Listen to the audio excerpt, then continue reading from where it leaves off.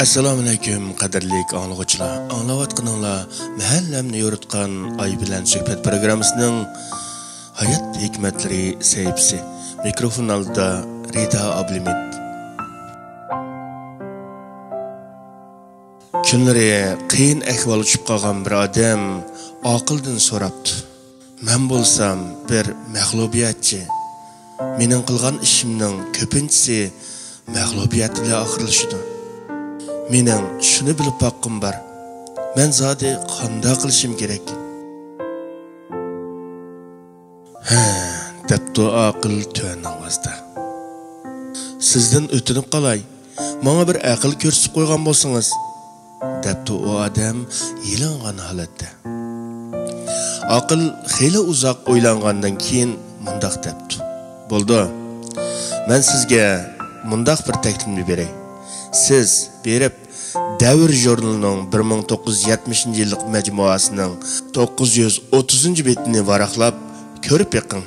Balkim biror narsaga erishib qolarsiz. Bu odamni qong'irtib qo'ydigan bir taklif edi. Eliq odam kutubxonaga berib, munosabatli pop paragraflarningki hammasini izlab tepdi.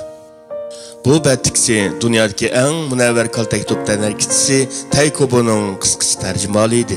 Məşhur adamlar munbiriga talanğan bu çolpanның bir ömürdeki soqış sani ən köp bolğanda 367'ye yetken bolup soqış padişahı dep nam alğan Losningmu onun aldığa ötüp ketishini ümit qildi ekan.